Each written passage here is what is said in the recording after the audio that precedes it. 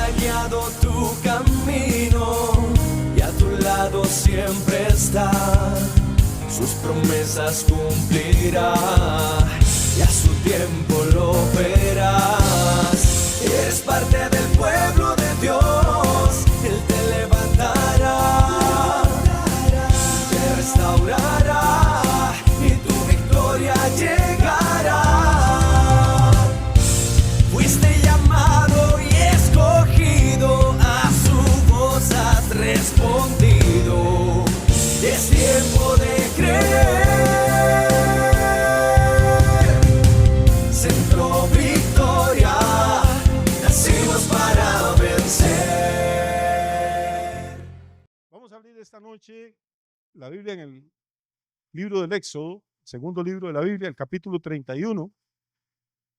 Y la vamos a dejar abierta ahí un momentito. Éxodo 31.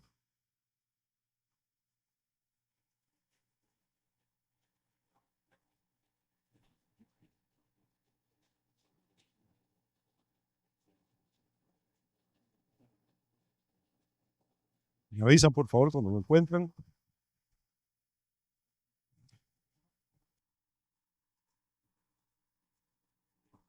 Una vez traté de enseñarles esto, pero la gente como que se confundió. La Biblia, acabamos de declararlo, es la palabra infalible inspirada de Dios. Pero Dios no inspiró la Biblia ni en capítulos ni en versículos. Son libros o cartas. Pero como es muy difícil estudiar un libro entero y tratar de memorizarlo, allá por el año 1000 después de Cristo, unos monjes en Europa se les ocurrió la idea de que por qué no partir los libros de la Biblia en secciones más pequeñas. Y entonces así nacieron los capítulos de la Biblia. No es que Dios dijo, Pablo, escriba ahí en el capítulo 2 de Corintios. No, la carta a los Corintios es una carta. Usted no divide la carta en capítulos. Querida mamá, capítulo 1. No, te escribe una carta. Pero como las cartas eran un poquito largas y costaba memorizarlas, entonces la dividieron en capítulos para ayudar a la memoria. Parece que como unos 100 o 200 años después, otro grupo de monjes que tenían peor memoria que los anteriores, dijeron, no, los capítulos todavía son demasiado grandes, no nos los aprendemos. Tenemos que hacerlo en pedacitos más cortos, más pequeños, más breves. Y entonces inventaron lo que nosotros conocemos como versículos. Y como algunos cristianos ni así se aprenden la Biblia, va a haber que dividirla en palabras. Pero el versículo es como la unidad más corta para que uno pueda memorizarla. Pero entiendan, ni los capítulos ni los versículos fueron inspirados por Dios. Lo que es inspirado por Dios es el texto. ¿Estamos de acuerdo aquí? Sí. ¿Por qué me estoy metiendo en esto? Bueno, porque les voy a enseñar uno de los errores que cometieron los monjes, que hay varios. En Juan capítulo 7 hay uno. Pastor, está diciendo que la Biblia tiene errores. No sea cabezón, que no. El texto es inspirado por Dios. La división es la que a veces la pifiaron. Y entonces cortaron una parte interesante. Aquí en el último versículo del capítulo 31 de Éxodo, en realidad ese versículo pertenecía al capítulo 32. Pero dejémoslo ahí. Dice, todo el capítulo 31, Moisés está con Dios en el monte Sinaí. ¿Qué está haciendo ahí Moisés? Bueno, supuestamente está en ayuno y oración, y Dios se le revela a Moisés en el monte como no se le ha revelado a ningún otro hombre. Y no solo se le revela, Dios le dicta la ley, los mandamientos por los cuales van a tener que vivir los israelitas durante el resto de su existencia. Y esos mandamientos son muchos. Al final de los 40 días, como la memoria de Moisés ni la de nadie daba para recordar toda esa cantidad de mandamientos y de leyes y de ordenanzas, ningún cerebro humano puede recordar todo eso. Entonces el Señor hizo algo extrañísimo. Preparó 2 tablas de piedra, 2 bloques de piedra, y dice la Biblia que Dios, no Moisés, escribió en esas tablas los que conocemos como los 10 mandamientos o el decálogo. Decálogo es del griego deca, 10, y logos palabra, las 10 palabras, los 10 mandatos. En teoría, debe haber escrito 5 mandamientos en una tabla y 5 en la otra. Así es como me lo imagino. Tal vez a usted eso no le causa ninguna impresión, pero para mí es una de las cosas impactantes de la Biblia. sea, Dios escribiendo. Un Dios que es espíritu. Escribiendo en tablas de piedra. Hay solo otras 3 veces en la historia en la que Dios ha escrito. En el libro de Éxodo escribió los mandamientos en tablas de piedra. En el libro de Daniel dice que en medio de una borrachera de un rey pagano apareció una mano escribiendo en la pared que decía: Mene, Mene, Tekel, Uparsin, tu reino ha sido pesado y ha sido hallado falto. Y en el Nuevo Testamento, cuando le llevan a Jesús una señora que había sido sorprendida en adulterio, dice que Jesús estaba inclinado ahí en el suelo, escribiendo probablemente en el polvo. Nunca se supo qué escribió. Y la otra no se la voy a decir para que estudien ustedes. No sé qué se podrá sentir de haber estado 40 días en esa atmósfera. En una atmósfera de gloria, en una atmósfera de santidad, en una atmósfera de la presencia de Dios, como repito, ningún otro hombre la ha sentido. Y todavía ver que al final de la sesión, al final de los 40 días, empiezan a aparecer unas letras en la piedra. Y el Señor le dice: Moisés, este es el recordatorio, lleves estas tablas y las pone en el arca del testimonio, en el arca del pacto que yo le estoy diciendo que haga, y la mete dentro del tabernáculo que le estoy diciendo que construya. Así fue como Israel recibió la ley. La teofanía, una teofanía es una manifestación visible de Dios, fue impresionante. Dice que el monte temblaba por la gloria de Dios, que había relámpagos, nubes, truenos, y que Dios dio una orden que nadie se acercara a ese monte. Que si aún un animal se extraviaba y se salía del rebaño y tocaba el monte, que lo mataran. Nadie podía acercarse ahí, solo Moisés. No sé si a usted le gustaría estar en un culto así, pero tiene que haber sido algo fuera de serie. ¿Cómo bajó Moisés ahí, hermano? Dice que el rostro de Moisés brillaba con la gloria de Dios, que tuvo que ponerse un velo, porque la gente se asustaba de la gloria que Moisés traía. Eso es lo que causa estar en la presencia de Dios. O sea, usted va a cambiar. Si no cambia, pues está en un culto, pero nunca ha estado en la presencia de Dios. Y Moisés tiene que bajar de ese monte feliz. No deben haber sido unas tablas muy pesadas, porque ya en esa época Moisés tiene 80 años de edad y usted no va a cargar 2 lápidas ahí, una debajo de cada brazo, bajando una montaña. Tiene que haber sido algo pequeño, manejable, portable, portátil, que Moisés pudiera enseñarle al pueblo y decir: esto no solo Dios me habló, esto es la prueba de que el Señor me habló y esto es lo que Dios dice. Esa ley iba a ser la constitución política de Israel, iba a ser el código penal, el código civil, el código de comercio. Todas las áreas de la vida del pueblo de Dios estaban incluidas en esa ley. No son solo los 10 mandamientos. Los 10 mandamientos son el resumen de todo lo que Dios le dijo a Moisés y que después usted va a encontrar en Éxodo, en Levítico, en Números, en Deuteronomio. ¿Sí me estoy explicando o no?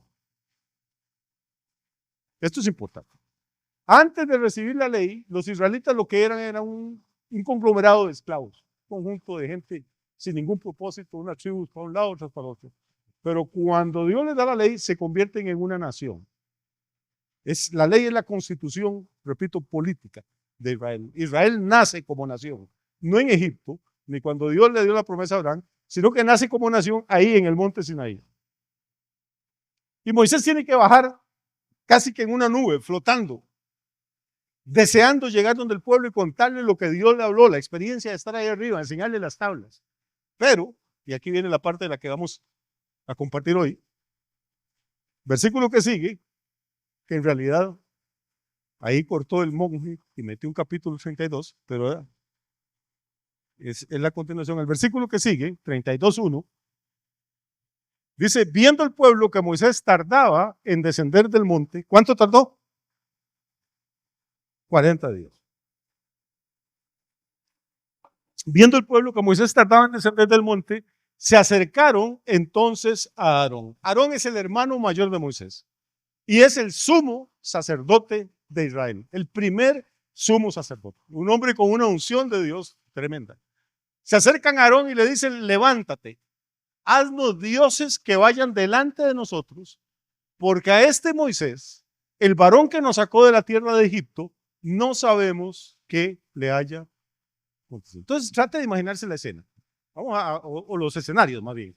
Aquí arriba en el monte tenemos a Moisés, en medio de una nube de la gloria de Dios, el monte tiembla, hay truenos, hay militares, soldados israelitas rodeando el monte, que nadie se acerque, que los animales no pasen, porque el Dios Santo, el creador del universo, está ahí arriba. Y mientras tanto, hay 1,5 millones de personas abajo, que le dan a Moisés tiempo para que baje. Moisés dijo: Dios, muchachos, voy a subir al monte. Dios me dijo que subiera, no sé para qué, después les cuento.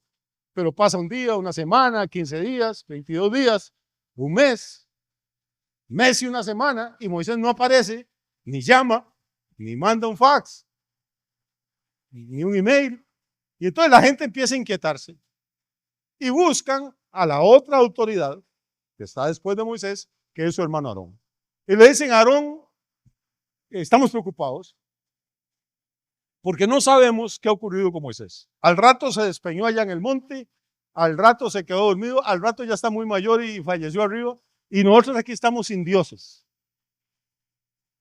Levántate, le dice, y haznos dioses que vayan delante de nosotros. No sé usted, hermano. No sé usted qué siente cuando lee eso. Pero es que la estupidez de la idolatría es algo tan grande, es que no hay otra palabra. Discúlpeme que diga estupidez. Una señora una vez me puso un mensaje ahí: no diga estúpido, ¿no? Es que es tan rico.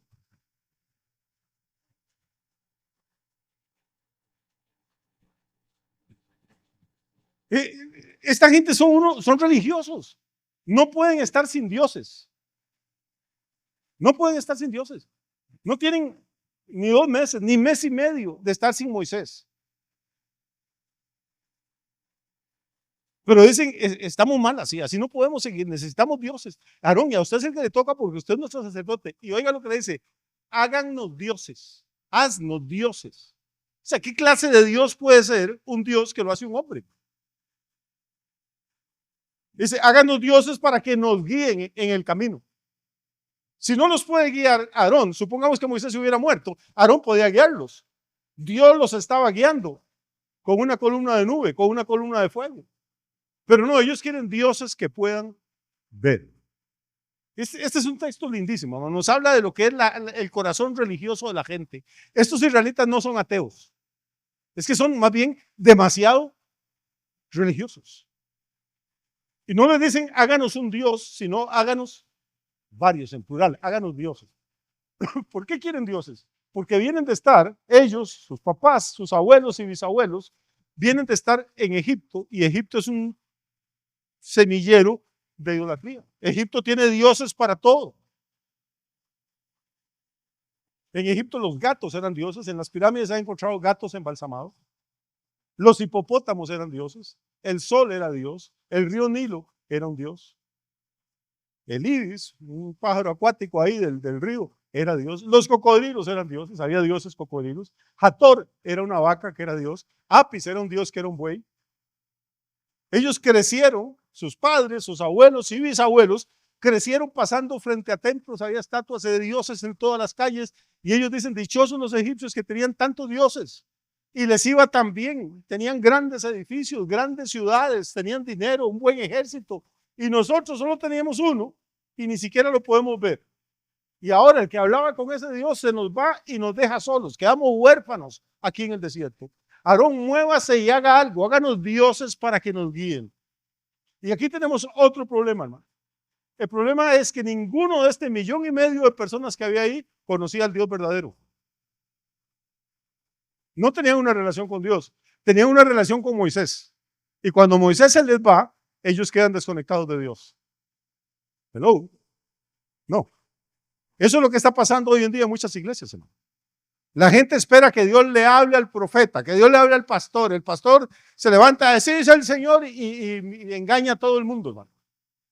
Y a mí antes me daba cólera con estos predicadores que engañaban a la gente. Ahora no, ahora me da cólera con la gente que se deja engañar. Porque si usted estudiara la Biblia, si usted orara y usted tuviera una conexión directa con el Espíritu Santo de Dios, entonces nadie le va a dar atolillo con el dedo. Pero como la gente prefiere ir a escuchar a alguien hablar que creen que está conectado con Dios, cuando ese líder cae en pecado, cuando ese líder se tuerce en doctrina, cuando ese líder se muere, ellos se sienten huérfanos y las iglesias se desarman. No sé si me estoy explicando. ¿Por qué? Porque la persona que le servía de puente no era Jesús, No era el nombre que es sobre todo nombre, si era el nombre del profeta, el nombre de la profetisa, el nombre del apóstol, el nombre del pastor, el nombre del evangelista, del predicador. Se va Moisés, hermano, y la gente pierde la presencia de Dios. ¿Sabe por qué? Porque no tienen los ojos puestos en el invisible, sino tienen los ojos puestos en Moisés. Y hoy en día, si queremos que haya un cambio y un avivamiento en las iglesias, la gente tiene que empezar a quitar los ojos de los músicos, de los predicadores, de los grandes nombres y empezar a ponerlos en el único nombre que fue exaltado por el Padre, en el nombre de Jesús. Todos los demás somos vasos y vasos de barro. No importa qué tan bien predique, no importa cuánta plata tenga en el banco, no importa si la iglesia tiene 20,000 miembros, usted sigue siendo un vasito de barro, nada más, hermano. No deje que se le vaya la cabeza. A los hombres y a las mujeres de Dios se les ama, se les respeta, se les honra. Pero su vida espiritual no puede depender de si ellos están o no están. Tiene que depender de que usted tiene una relación íntima y personal con el dueño del universo. ¿Entendemos esto o no lo entendemos? Yo creo que aquí vemos poco a poco el problema. Y la otra cosa es que vamos a avanzar un poquito. No sabemos qué le pasó a Moisés. Y Aarón les dijo, muchachos, ¿cómo se les ocurre pedirme semejante barbaridad? ¿Qué? No, eso está en otra Biblia. En esta, lo que Aarón les dijo fue, apartad los zarcillos son los aretes, apartad los zarcillos de oro que están en las orejas de vuestras mujeres, de vuestros hijos y de vuestras hijas, y traédmelos. El sumo sacerdote de Israel, hermano, no se escandaliza. Ah, ¿quieren que les haga Dios? Buenísimo, haciendo dioses. Traigan aretes. Y resulta que en aquella época ya eran muy modernos y los varones también usaban arete. Porque dice vuestras mujeres, vuestros hijos y vuestras hijas. Y tenemos 1,5 millones de personas, o sea, 3 millones de orejas. Y como no había bisutería ni tiendas que vendieran aretes de fantasía, entonces eran de oro. ¿De dónde salió? Bueno, lea el libro de Éxodo. Dice que cuando salieron de Egipto, los egipcios les trajeron todas sus joyas y se las dieron a ellos con tal de que se fueran. Y ahora esas joyas, ese oro que le dieron los egipcios a los israelitas, tenía un propósito, porque cuando Dios bendice a alguien, siempre lo bendice con un propósito. Dios les dijo a los israelitas, Egipto no los va a dejar irse con las manos vacías. Van a tener que pagarles por los 300 y pico de años que ustedes fueron esclavos. ¿Cómo les van a pagar? La noche que ustedes salgan, pídanle a sus vecinos las joyas, el oro, y va a ver que todos les dan. Con tal de que se fueran, les dieron probablemente quintales o toneladas de oro. Y uno dice, ¿para qué Dios les dio tanto en el desierto? Si ahí no había gasolineras, no había supermercados, no había centros comerciales. Hermano, es que iban a construirle a Dios un santuario, el tabernáculo. Los israelitas no sabían, Dios sí sabía. Y el tabernáculo, el altar era de oro, el arca de la presencia era de madera cubierta de oro, el candelabro era de oro, el incensario era de oro. El oro que Dios les dio era para que construyeran un lugar para su presencia, para que lo adoraran a Él. ¿Y sabe qué hicieron con el oro? Terminaron haciendo una vaca. Y eso pasa hoy en día en la iglesia también. Dios lo prospera a usted para que usted ayude a construir el reino de Dios. Pero el reino de Dios es lo último que le pasa a usted por la cabeza. Lo que le pasa es el carro nuevo, la casa nueva, la piscina, el plasma más grande. Y terminamos con lo que Dios nos dio, haciendo cosas que nos distraen del propósito de Dios y que a veces nos apartan. Entonces, este señor Aarón recoge probablemente, no sé, quintales de oro. Verso 3. Vamos a correr un poquito porque... Y entonces todo el pueblo apartó los zarcillos de oro que tenían en sus orejas y se los trajeron a Aarón. Trata de imaginarse, de verdad, 1,5 millones de personas trayendo sus joyas y poniéndolas delante de Aarón. Y Aarón, verso 4, vamos a correr, hermanos, un poquito. Él los tomó de la mano de ellos y les dio forma con buril. Un buril es un instrumento con filo que se usa para trabajar en joyería, en metales un poco más suaves, más maleables. Dice, le dio forma con buril e hizo con ello un becerro de fundición. Un becerro. ¿Sabe qué es un becerro? ¿A qué no saben? ¿Qué es un becerro?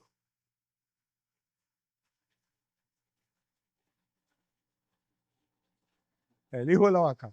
Okay. Un becerro es una cría de una vaca que tiene menos de 3 años de edad. Si tiene 3, ya no califica como becerro.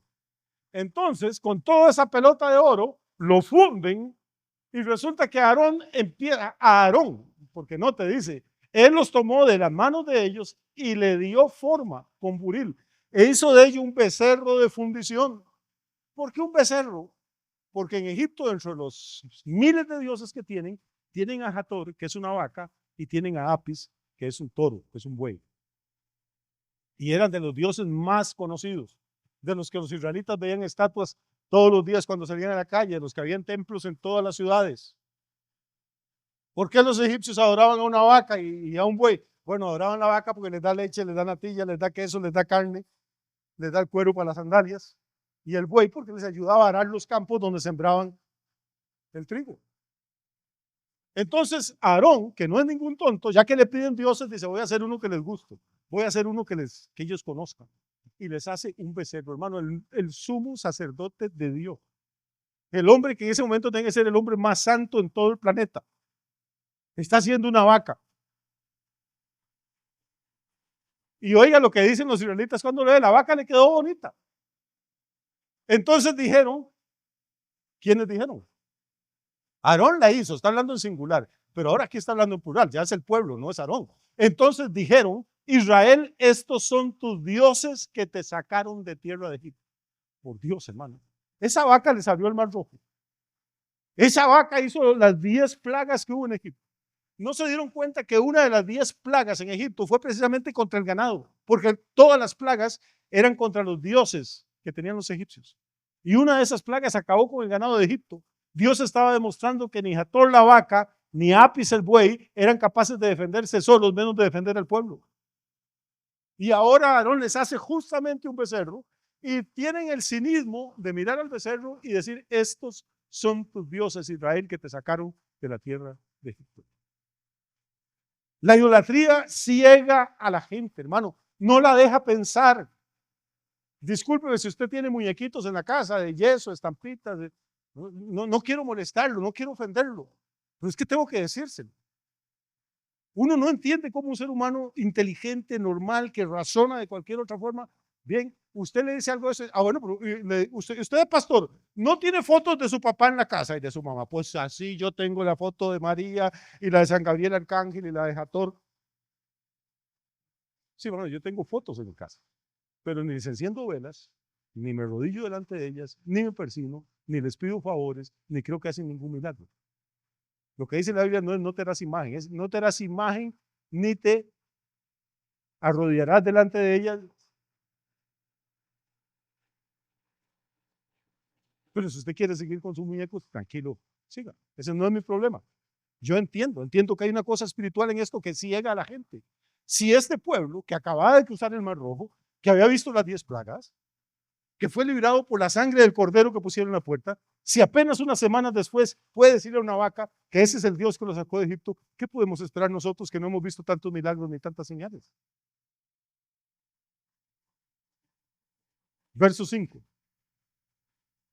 Y viendo esto Aarón, edificó un altar delante del becerro. O sea, como Aarón vio que a la gente le gustó, hizo un altar. ¿Para qué es un altar? Para ofrecerle sacrificios, para matar ovejas vivas delante de una vaca muerta,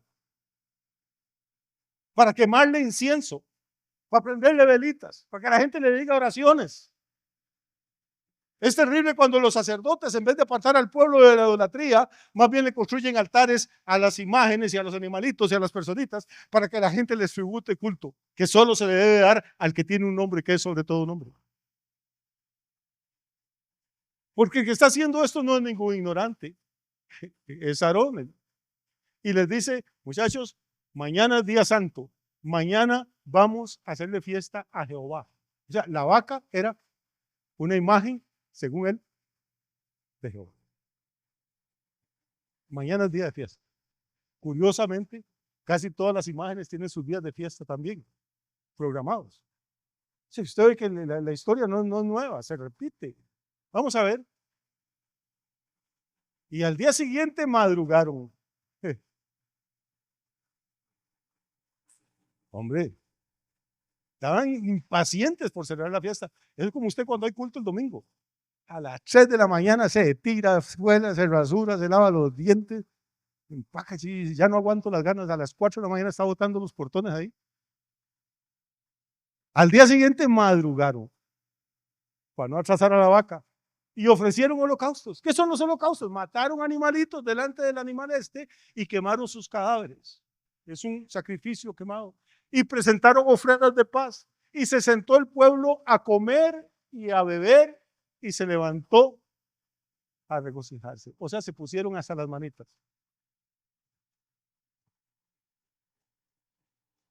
Ustedes son muy jóvenes y no se acuerdan.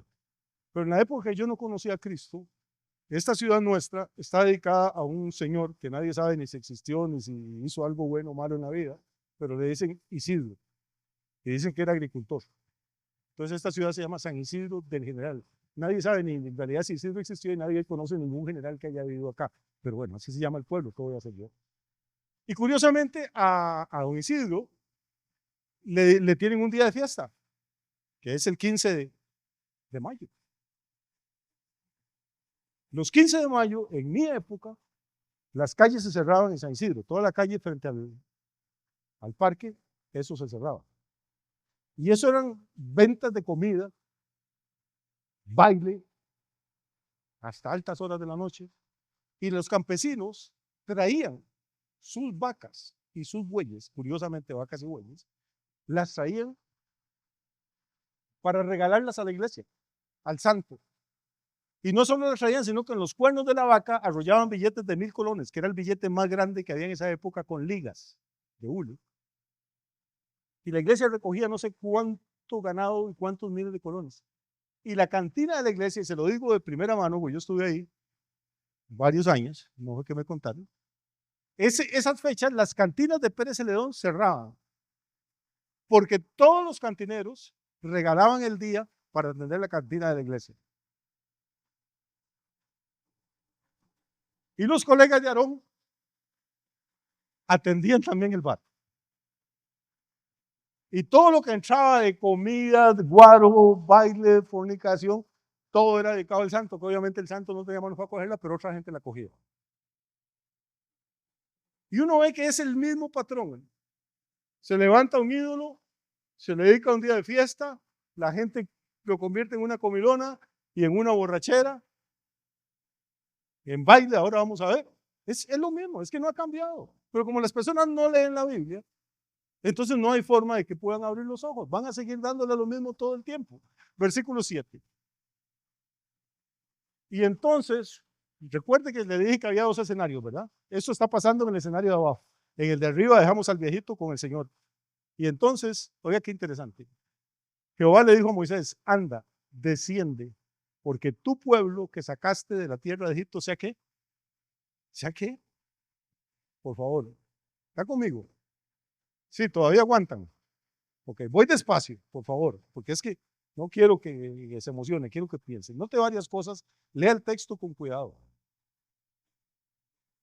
En el escenario de abajo están a punto de entrar en una idolatría espantosa. Arriba hay una santidad y una gloria increíble. Pero el Dios que está arriba, en ese escenario, hablando con Moisés, sabe lo que está pasando abajo también. Los israelitas no lo ven, quieren dioses porque se sienten huérfanos. Pero Dios, aunque está con Moisés, no se ha apartado del campamento tampoco. Eso significa la omnipresencia, que puede estar en todos los lugares simultáneamente. Y como Moisés está lejos y no puede enterarse de lo que pasa, Dios le dice, Moisés, dejemos esta conversación aquí. Y descienda rápido porque, y aquí viene la otra parte importante. ¿Qué le dice el Señor a Moisés? Anda, date prisa, desciende, porque tu pueblo, no el mío, tu pueblo que sacaste de Egipto, era el pueblo de Dios y Dios era el que lo había sacado. Pero en este momento Dios empieza a echar para atrás y a desconocer como hijos suyos a esta gente porque están practicando la idolatría. Ahora no dice mi pueblo que saqué de Egipto con mano poderosa y brazo extendido. Ahora dice Moisés, tu pueblo, o sea, ya son tu responsabilidad, que tú sacaste de Egipto. Vaya a ver qué hace con esa gente porque se han corrompido. Y cuando Dios dice que el pueblo se ha corrompido, hermano, mejor empieza a poner las barbas en remojo porque lo que sigue no va a ser nada bonito. Vamos a ver, verso 8. Pronto se han apartado del camino que yo les mandé. Se han hecho un becerro de fundición y lo han adorado y le han ofrecido sacrificios y han dicho: Israel, estos son tus dioses que te sacaron del tierra de Egipto. Cada palabra que dijeron los israelitas abajo del campamento, Dios la estaba escuchando arriba, hermano. A veces no sabemos con quién estamos tratando. A veces usted quiere portarse mal y vuelve a ver si no hay ningún diácono de la iglesia o un hermanito. No, ¿para qué se esconde de la gente? Si servimos a un Dios del que no podemos ocultarnos, un Dios que lo sabe todo, que lo conoce todo, que conoce las palabras que yo hablo en mi cuarto con mi esposa, que conoce cada minuto de nuestra vida, que nos conoce desde que estábamos en el vientre de nuestra madre. Esta gente está preocupada porque Dios los dejó solos. No, no nos ha dejado solos. Es que ellos se acostumbraron a poner los ojos en el hombre y no a buscar ellos la relación personal con Dios. Y entonces Dios le repite a Moisés lo que la gente ha dicho en el campamento. Versículo 9. Vamos a correr porque este capítulo es largo. Y le dijo más Jehová a Moisés: yo he visto a este pueblo. O sea, estoy hablando con vos aquí arriba, pero estoy viendo lo que está pasando allá abajo. Yo he visto a este pueblo que, por cierto, dice, es pueblo de dura cerviz. No la cervix, que es otra cosa, sino la cerviz. La cerviz es la nuca. O sea, es pueblo, dirían los campesinos, duro de rienda. Es un pueblo difícil de tratar. Son tercos, porfiados, cabezones, insistentes, majaderos, molestos.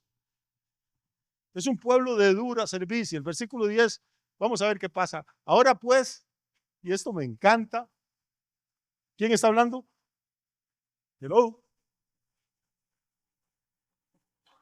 Ahora pues, le dice el Señor a Moisés, ahora pues déjame que se encienda mi ira en ellos y los consuma. Hermano, estamos hablando del Dios todopoderoso, omnipresente. Y le dice a un viejito de 80 años: deme permiso. Estoy tan molesto con ese pueblo de dura cerviz. Estoy tan enojado con ese pueblo tuyo que se ha corrompido, que lo que quiero es que no quede títere con cabeza ahí abajo. Deme permiso. Si usted me da autorización, Dios diciéndole a Moisés. ¿Por qué Dios le está diciendo, pidiendo permiso a Moisés?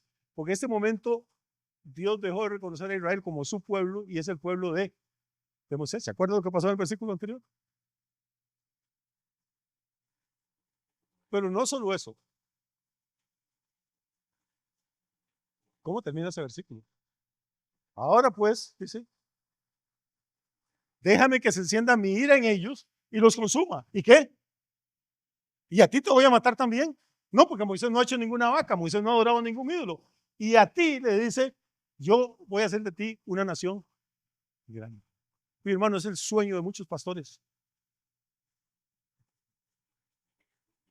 Que Dios se le apareciera anoche y dijera: deme campo y yo le mato a todos esos cabezones que hay ahí, que no lo quieren, que no se congregan, que no diezman, que no ofrendan. Y le voy a traer una iglesia de 20,000 miembros que lo van a honrar y lo van a amar.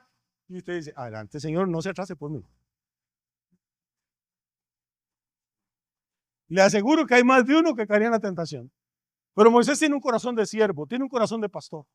No está ni por hacerse famoso, ni por ser el padre de una nación grande. Está preocupado por la reputación de Dios. Si usted oye las palabras que sigue, son impresionantes. Son impresionantes. Esa gente son rebeldes, han querido apedrear a Moisés, lo van a aborrecer durante el camino, le van a dar lata durante 40 años. Pero Moisés ama a esa gente. Eso es lo que muchas personas no pueden entender en el ministerio. Si a usted le gusta que la gente le aplauda, le rasque los cachetes, le dé palmaditas en la espalda, le eche platica en la bolsa de la camisa, búsquese otro trabajo. El ministerio es para otra clase de gente, el ministerio es duro. Hay gente malagradecida, hay gente en la que usted confía y le da la espalda. Los de afuera no lo entienden y a veces los de adentro no lo quieren.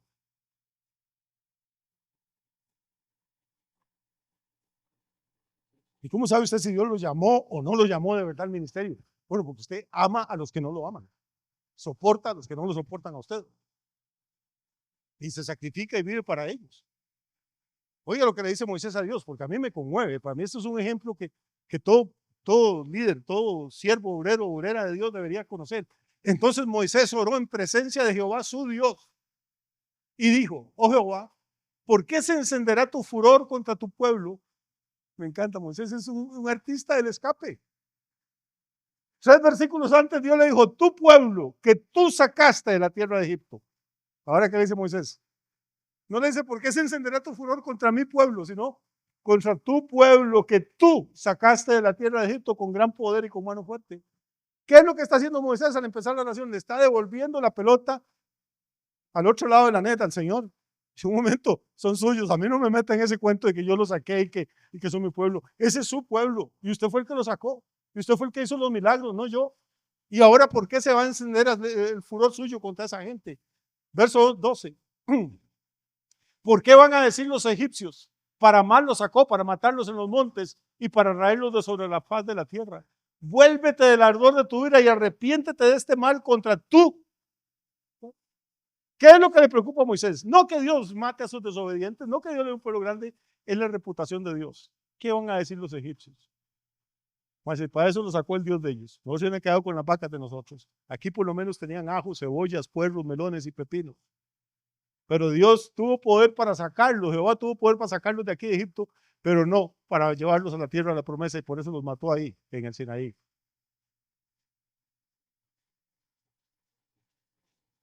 Dentro de las muchas cosas que nos preocupan a nosotros, pagar las cuentas, criar a los hijos, quedar bien con la pareja, dentro de las muchas cosas que nos preocupan, y nos preocupa mucho la reputación de Dios, la gloria de Dios. Antes de armar un escándalo en su casa gritándole a su mujer, ¿usted piensa qué van a decir los vecinos del Dios al que yo le sirvo? Antes de irse a dormir en horas de trabajo, se pone a pensar, ay, si me encuentran me despiden, o se pone a pensar, si el patrón me encuentra, ¿qué va a decir de mí como creyente y de los creyentes? ¿Le preocupa solo lo que le puede pasar a usted? ¿O le preocupa la reputación del Señor? Pues Moisés es un hombre como pocos han habido. Probablemente después de Jesús es el líder más grande que tuvo Israel. Pero cometió errores, sí, porque no era perfecto. Pero tenía un corazón extraordinario este hombre. Dice Dios, no, si usted hace eso, y le dice, a mejor respire profundo, Señor. Cuente hasta 10. Arrepiéntase de ese colerón que tiene mucha razón, porque son de gente de duro servicio. Pero recuerde qué van a decir los egipcios, que tienen la antena puesta sobre nosotros. ¿Qué van a decir si esta gente se muere aquí? Mejor le dice, arrepiéntete de este mal, y otra vez le devuelve la pelota contra tu pueblo. Versículo 13. Lindo. Moisés no tenía Biblia. Tenía 2 tablas. Nada más. Pero le dice, acuérdate de Abraham, de Isaac y de Israel tus siervos, a los cuales has jurado por ti mismo. Y les has dicho, yo multiplicaré vuestra descendencia como las estrellas del cielo, y haré a vuestra descendencia toda esta tierra de que he hablado, y la tomarán por heredad para siempre. Ahí tenemos un problema con Gaza. Para que vea que nada de lo que pasa ahora es tan novedoso. Si usted lee la Biblia se va a dar cuenta de muchas cosas que están ocurriendo en el mundo y las va a entender bien. Si no todas, pero las podemos entender un poquito más. Entonces es una tierra que Dios juró por él mismo, que nadie se la puede quitar a la descendencia de Abraham. Y tarde o temprano, Naciones Unidas vengan o se vayan, la palabra de Dios se va a cumplir. Quiere decir que este Moisés, que no tenía Biblia, pero durante 400 años, la historia de cómo Jehová le había hablado a Abraham, le había hablado a Isaac, le había hablado a Jacob, se había venido contando de padres a hijos. Eso se llama la transmisión oral. Y ahora, verso 14, entonces Jehová se arrepintió del mal que dijo que había de hacer a su pueblo. Voy a aclarar esto. No lo voy a aclarar, voy a decirle esto. La Biblia dice que Dios no es hombre para que mienta, ni hijo de hombre para que se arrepienta. Cuando la Biblia dice que Dios se arrepiente de algo, está usando una cosa que se llama un antropomorfismo. De 2 palabras griegas, suena como una mala palabra, pero no. Antropomorfismo es de 2 palabras griegas, antropos, que significa hombre, y morfos, que significa forma. Antropomorfismo es cuando se usa un vocabulario para hablar figuradamente como si fuera un acto humano. Dios no se arrepiente. No es que hizo algo malo, dice, uy, qué torta, metí la pata. No. Dios sí está dispuesto a decir al pueblo de Israel, pero Moisés intercede. Y el poder de la oración es que hay cosas que Dios va a hacer que si usted ora, no las hace. Y hay cosas que Dios no iba a hacer que si usted ora, puede mover la mano de Dios para que las haga. No sé si me estoy explicando. Esto es impresionante. La Biblia habla varias veces de que Dios cambia de opinión. ¿Por qué?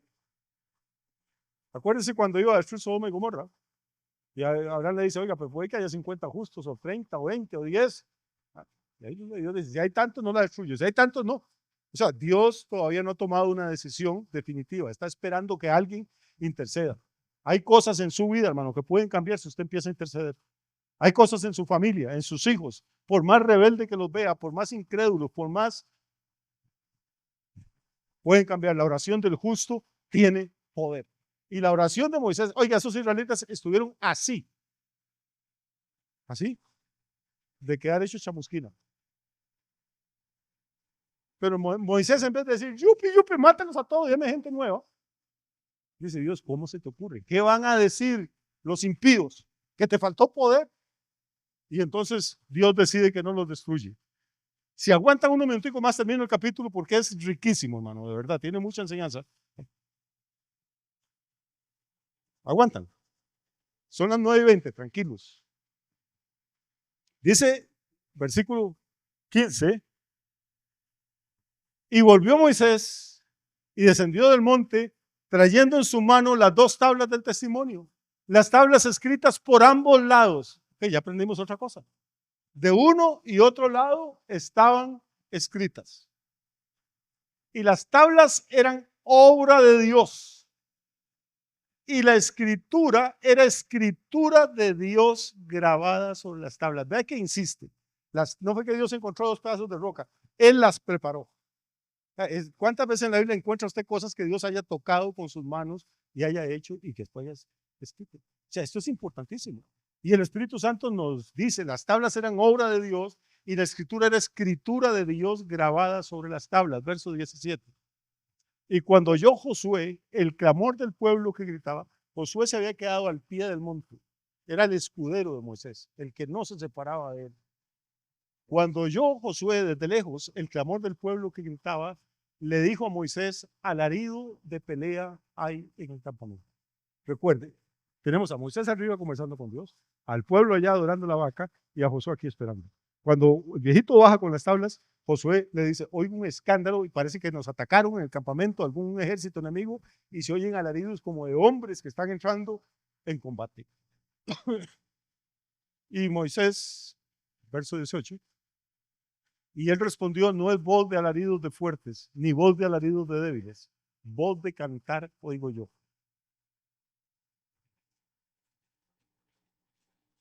Trate de hacerse una idea de la fiesta que tenían, de la orgía que tenían.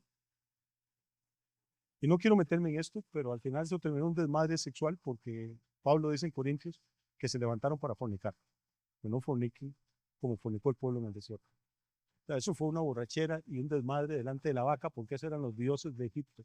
Detrás de cada estatua, detrás de cada ídolo, hay un espíritu de fornicaciones para hacer errar al pueblo de Dios. Eso es lo que dice la Biblia en Oseas capítulo 4, versículo 12.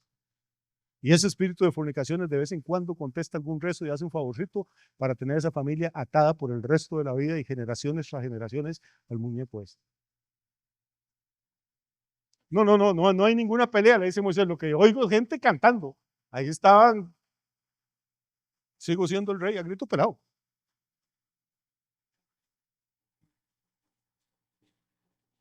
Verso 19. Y aconteció que cuando él llegó al campamento y vio el becerro y las ¿qué? 15 de mayo, digo, atronadoras, bombetas, grandioso baile, gallos de chicharrón. Cuando Moisés llegó, vio la vaca de oro y vio las danzas, ardió la ira de Moisés. Ahora no es Dios el que está enojado. Ya logramos como tranquilizar al Señor, pero ahora el hombre es el que ardió la ira de Moisés y arrojó las tablas de sus manos y las quebró al pie del monte. Acaban de decirnos que esas tablas las había preparado Dios, con amor, con cuidado, que la escritura era escritura de Dios. ¿Cómo podía estar Moisés anímicamente que quebró esa? No ha habido, hermano, en este planeta, en ningún museo, en ninguna bóveda, no ha habido nunca un objeto más valioso que esas 2 tablas, porque no ha habido ningún otro objeto que Dios haya tocado con sus propias manos. Y lo que Moisés siente, el asco, la ira que siente cuando ve todo aquello, lo hace tirarlas contra las piedras del desierto y quebrar la obra de Dios. Moisés no entra, voy a terminar aquí. Moisés no entra al campamento con esas tablas, porque el primer mandamiento que había en esas tablas dice: yo soy Jehová tu Dios que te saqué de la tierra de Egipto. No tendrás dioses ajenos delante de mí. No te harás imagen ni ninguna semejanza de lo que esté arriba en los cielos, ni abajo en la tierra, ni en las aguas debajo de la tierra. No te inclinarás a ellas para honrarlas, porque yo soy Jehová tu Dios, fuerte y celoso, que visito la maldad de los padres sobre los hijos. Solo si Moisés entra con esas tablas al campamento, donde estaba el Dios que ellos habían levantado, y diciéndole a ese Dios: estas son tus dioses que te sacaron de la tierra de Egipto, ahí hubiera caído la peste, hermano, y no queda nadie vivo. Yo creo que la ira de Moisés se enciende, pero que también Moisés quiebra las tablas con un propósito, que algo tan santo que Dios había tocado no podía entrar en una escena de inmoralidad y idolatría como la que esta gente estaba teniendo.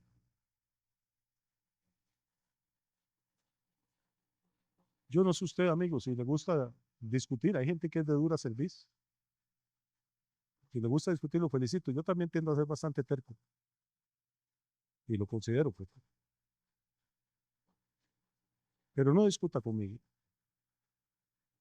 El primer mandamiento, usted que dice que para ser buen cristiano hay que obedecer los 10 mandamientos y que no precisa ir a ninguna iglesia, no ir a ningún cura, ni a ningún pastor, que todos son una pila de vago, seguro tiene razón. Usted dice que con guardar los 10 mandamientos usted se va a salvar. El primero dice: yo soy tu Dios que te saqué de la tierra de Egipto. No tendrás imagen, ni te inclinarás a ellas, ni las honrarás. No las honrarás con rezos, no las honrarás con incienso, no las honrarás con velitas, no las honrarás de ninguna forma. Son papel, son yeso, son madera. Aunque fueran de oro como la vaca de los israelitas, están muertas y llevan a la gente a la muerte. Solo un Cristo vivo y resucitado lo puede llevar a usted a la vida eterna. Pero es que ustedes tienen un Dios que nadie ve, sí, y vivimos felices con Él. Porque nosotros no lo vemos a Él, pero Él nos ve a nosotros. Él nos oye cuando clamamos. Los israelitas no lo vieron en el campamento, pero Él estaba ahí. Hace muchos años, un pastor guatemalteco me contó una historia.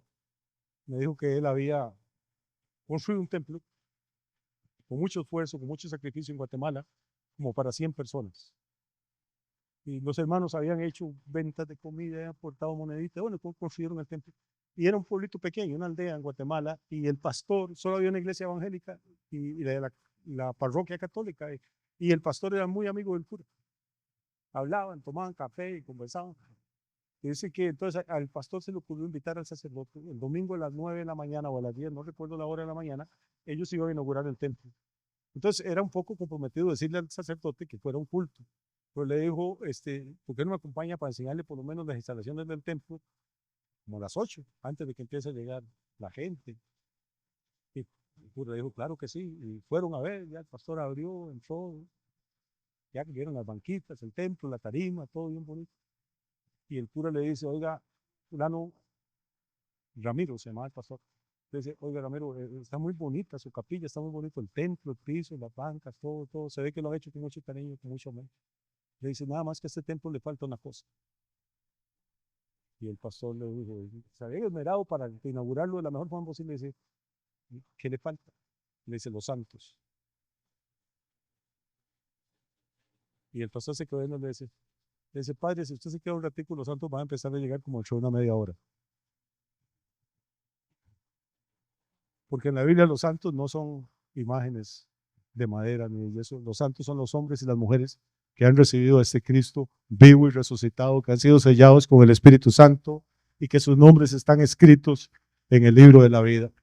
Así que amigo, amiga, que Dios le bendiga, que tenga un fin de semana extraordinario. Si nos ha estado siguiendo en YouTube a través del canal de Producciones Centro Victoria, hasta donde usted está bendecido también, le esperamos en nuestra próxima sesión. Y a ustedes los de la casa, pueden estar aquí mañana a las 9. Que Dios les bendiga, que descansen rico esta noche y nos vemos pronto.